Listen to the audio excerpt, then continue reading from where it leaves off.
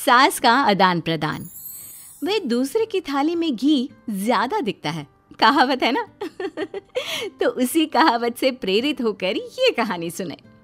मीरा अपनी सहेली सीमा से कहती है, क्या रे सीमा, तेरे जैसी सास भगवान सबको दे। कोई रोक टोक नहीं, कोई बोलियां नहीं, आराम से रहती है और आराम से रहने देती है। एक मेरी सास है। माना कोई रोक टोक नहीं है, लेकिन दूसरी कई परेशानियां हैं जो मेरी सास के साथ है, तू नहीं समझेगी। चल अच्छा रखती हूँ, ननद आई है, उसकी खातिरदारी करनी है। मीरा सीमा की सास से काफी इम्प्रेस रहती है। फिर एक दिन सीमा मीरा के घर किसी काम से जाती है। मीरा की सास कहती है, हाँ भाई सीमा, क्या करने आई है? घर में कोई काम धाम नहीं है क्या? सीमा को तो शौक लगता है, ऐसे कोई कैसे बोल सकता है। आंटी, मैं कौन सा कुछ लेने आई हूँ, देने ही तो आई हूँ। ये अचार बनाया था। तभी मीरा आ जाती है। अरे तू अचार लाई है? तेरी सास ने कुछ कहा नहीं? यहाँ मेरे घर पर तो सामान सड़ जाए, लेकिन मेरी सास मजाल है किसी को चवन्नी भी देने दे। अरे क्यों ना बचाऊं चवन्नी, मेरे बेटे की मेहनत की कमाई है। तेरे भरोसे रहूं तो सब लुटा दे। अब ले ले अचार उससे और दफा कर। मीरा सीमा से अचार लेकर उसे बाहर तक छोड़ने जाती है। अरे यार, तेरी सास तो बहुत अच्छी है। क्या बात कर रही है? कितनी तो बेइज्जती करती तेरी, लेकिन फिर भी तुझे मेरी सास अच्छी लगी। मेरे घर आजा कभी, मेरी सास को देखेगी ना तब पता चलेगा। अरे इससे ज्यादा बुरा क्या हो सकता है। जरूर आऊंगी मैं तेरे घर, लेकिन मैं कुछ लेकर नहीं आ सकती। हाँ, देख रही है ना मेरी सास का हाल। हाँ हाँ, कुछ न लाना, मैं तो कहती हूँ खाली झोला ले आना बस। सीमा चली जाती है। फिर क्या, दोनों अपने काम में लग जाती हैं।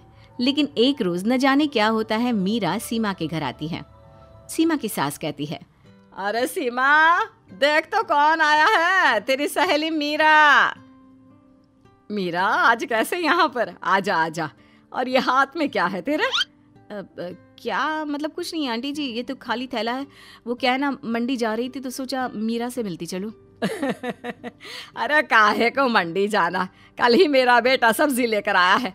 अरे मीरा, जरा सीमा का ये थैला तो भर दे। मीरा घबरा जाती है। अरे नहीं नहीं माँ जी, बिल्कुल नहीं, मैं कुछ नहीं ले सकती। हम लोग ना अलग सब्जियां खाते हैं। खैर, मीरा सब्जी तो नहीं लेती, लेकिन सीमा की सास तो न जाने क्यों कद्रदान हुई रहती है। अरे मीरा, जरा चिकन मटन बना ले, तेरी सहेली आई है। मैं फोन कर देती हूँ, वो दे जाएगा। और सुन, मिर्च जरा तेज कर देना। लेकिन मीरा तीखा नहीं खाती है माँ जी। अरे खाना चाहिए। अब सीसी करेगी ना तो नाक का सारा कचरा भी निकल जाएगा। हाय रे, कितनी अच्छी है तुम्हारी सास। हाँ, तभी आसपास के सारे यहाँ खड़े हो जाते हैं सुबह से ही। अभी 2 मिनट रुक ना, खुद पता चल जाएगा। तभी पड़ोसन आती है। अरे बहन जी, चाय का वक्त हो गया, सोचा चली आऊं आपके घर। अरे क्यों नहीं क्यों नहीं, वो क्या है ना, बहू की सहेली आई है तो चिकन बन रहा है, वो भी लेती जाना। मैं जरा ज्यादा ऑर्डर कर देती हूँ। और हाँ बहू, पकोड़े भी तल ले चाय के साथ। जा जा मीरा बेटी, सीमा की मदद कर दे जरा। मीरा सीमा के पास किचन में जाती है, जहाँ सीमा सास को कोस रही होती है। घर में कितनी मुश्किल से सब्जी और राशन आता है, लेकिन ये नहीं समझेंगी। अरे पिछले महीने भी 2 बार राशन लाना पड़ा था, लेकिन ये है कि सच्ची यार, फिर भी तू लकी है। तेरी सास कम से कम मेरी सास की तरह तो नहीं है। मीरा कुछ देर रहकर वहां से चली जाती है।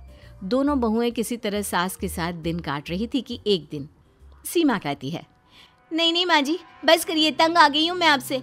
मैं अब आपके साथ नहीं रह सकती। एक बार, बस एक बार आप मेरी सहेली मीरा की सास की तरह बनकर देखिए। अरे कितनी अच्छी इंसान है वो, कितना सोचती है घर के लिए। दूसरी तरफ मीरा, माँ जी कैसी हैं आप? कुछ तो सोचा करिए, समाज नाम की भी कोई चीज होती है। बस एक बार मेरी सहेली सीमा की सास की तरह बनकर देखिए। अरे कैसे जी जाती है जिंदगी, उन्हीं से पता चलेगा। दोनों की सास को आता है गुस्सा।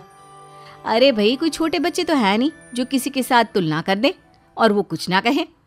मीरा की सास कहती है, मुझे तो सीमा के पास ही छोड़ा। सीमा की सास कहती है, तू ना मुझे मीरा के पास ही छोड़ दे।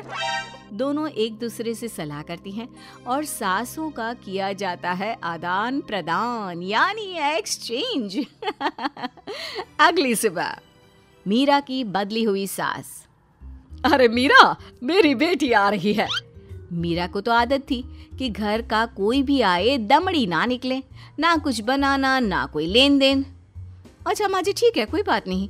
अरे कैसा कोई बात नहीं, अरे लाओ 16 तरह के पकवान और ननद को देने के लिए सीधा निकालो।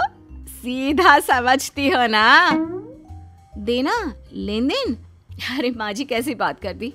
इस घर में जो कोई कुछ भी ले आए, लेकिन मजाल है घर की चवन्नी भी कहीं चली जाए। अरे ये तो परंपरा ही नहीं है इस घर की। बाकी खाना हो तो रोटी दाल बना देती हूँ। रोटी दाल तो मेरी बेटी दुख में भी नहीं खाती, तो मायके में क्यों खाए। मैं अभी चिकन मटन पनीर और दाल ऑर्डर कर रही हूँ, सब बना देना।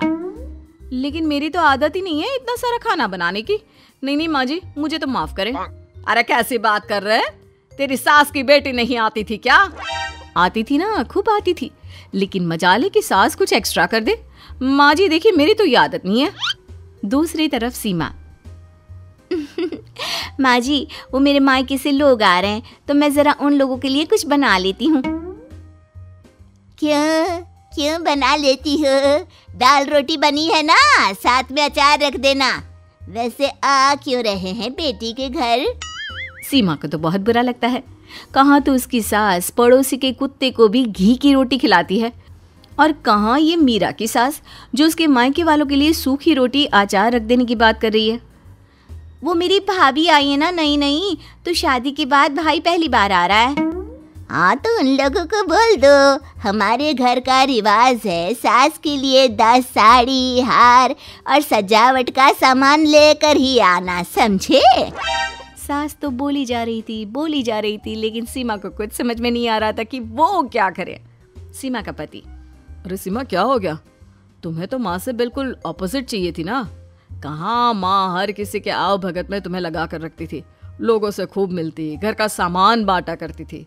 अरे याद है ना, तुम्हारे घर वाले आते थे 1 पैकेट लेकर और जाते थे पूरे 10 थैले के साथ। अब आएंगे 10 पैकेट लेकर और जाएंगे खाली हाथ। सही है? नहीं, मुझे नहीं चाहिए ऐसी सास, ये सब तो मुझे पता ही नहीं था। सीमा घबराकर मीरा की सास को लेकर उसके घर जाती है, जहां मीरा। सीमा ले जा अपनी सास भाई। हाँ, मैं भी तेरी सास वापस ही देने आई हूँ। चलो मम्मी जी, मेरे लिए तो आप ही सही हो।